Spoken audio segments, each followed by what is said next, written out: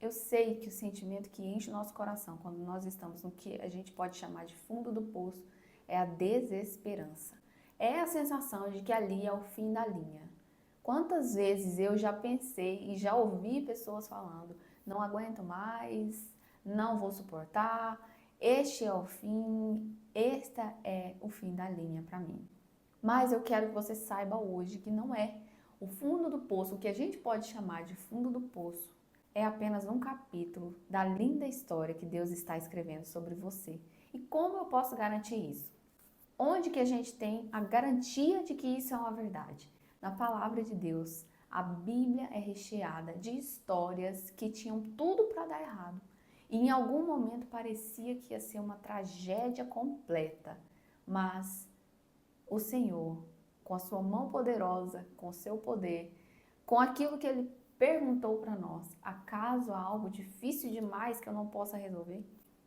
Veio e mudou toda a história, diversas vezes em sua palavra. Com José, quando ele estava no poço, o Senhor tirou dali, você conhece a história, fez dele um governador que redimiu toda a família. O livro de Esther também é recheado de momentos em que a história muda completamente. Tinha tudo para dar errado, mas dá certo. A história de Daniel tinha tudo para dar errado também, no momento em que ele poderia ter sido comido pelos leões, mas não foi. O Senhor interveio. Diversos outros momentos na Bíblia. Você quer um momento pior, uma tragédia maior do que o que aconteceu em Gênesis 3, quando o homem pecou. E a palavra fala em Gênesis 3, versículo 17, que a terra toda se fez maldita por causa do homem. Isso é uma tragédia. Essa é uma história que tinha tudo para dar errado.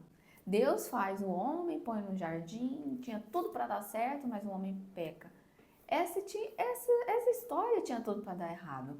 Tinha tudo para ser uma tragédia completa. Se Deus decidisse ali tirar a vida deles, pronto, acabou. Mas não, o Senhor tinha um plano de redenção. E qual era esse plano? Enviar o seu próprio filho como Salvador. Um sacrifício perfeito para pagar um preço que nós não poderíamos pagar.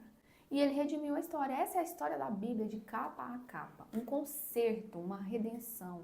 O Senhor promoveu a reconciliação entre o homem e Deus, a terra, e Deus, a terra e o homem. Esse é o ministério dele, o ministério da reconciliação, um conserto. E é isso que ele pode e vai fazer na sua vida também. Um fundo do poço onde você acha que tudo está perdido, que tudo deu errado, você fez escolhas erradas, a sua saúde não está legal, as suas finanças não estão legal. Eu não sei qual é a história, cada um tem o seu fundo do poço, né? E ele é o pior fundo do poço porque ele é seu. Mas saiba, o Senhor tem algo depois disso.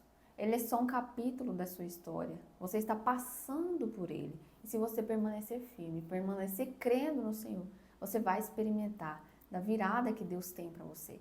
E eu não estou aqui falando de um evangelho triunfalista, onde tudo dá certo, onde tudo vai bem. Não, eu estou falando que isso te ensina, te faz mais forte. E na forma como você foi para este lugar, que foi dando passos, não é de uma hora para outra que nós vamos dando passos para esses lugares. O Senhor vai nos tirando também com passos de fé. Nós vamos saindo destes lugares. E quando a gente percebe, o de repente de Deus acontece. Você já deve ter visto e é uma verdade. Uma frase que diz que o de repente de Deus leva tempo para acontecer. De uma hora para outra a gente vê que Deus transformou toda a história. Mas para isso nós precisamos dar passos de fé. E às vezes esses passos de fé consistem em simplesmente permanecer crendo.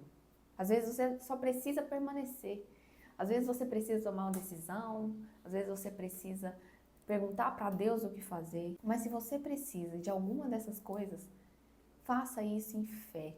E saiba que a fé não é um sentimento que nós vamos ter de motivação para acreditar que Deus é bom e vai fazer algo. Não. Ele é simplesmente a consciência, muitas vezes simplesmente a racionalidade mesmo de saber que Deus é Pai e cuida da gente. Porque está escrito, porque a gente já provou em algum momento, porque eu sei e não posso negar que Deus transforma histórias, transforma momentos e vai fazer na minha vida. Eu sei que vai.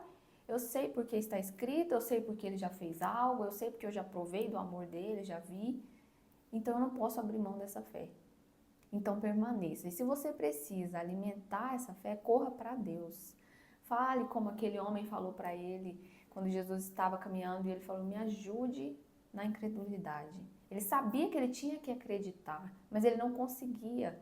Então ele pediu ajuda na incredulidade dele. Se você já caiu em incredulidade várias vezes, 1, 2, 3, 20 vezes, corra para Deus mesmo assim. Algo que eu vi e é muito legal e é uma verdade, dizia o seguinte: nós não podemos esgotar os atributos de Deus. Nós não podemos esgotar a graça, a misericórdia, a bondade de Deus.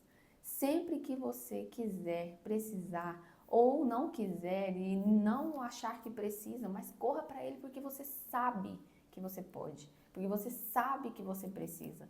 Então vá para Deus, recobre as suas forças, recomponha-se em fé, por mais que seja difícil. Eu sei que é difícil, não é fácil. Fugir de sentimentos ruins, fugir de pensamentos que assolam a nossa mente, muitas vezes roubam sono, né? Mas não é fácil, mas é possível. E é o único caminho que nós temos como cristãos que entregou a vida para Deus. Nós precisamos correr para o Senhor, porque Ele é o caminho que nós temos para passar por essa vida, escrevendo, permitindo que Ele escreva a história que Ele tem para nós. Permaneça crendo, permaneça firme, porque você nós somos curados para curar.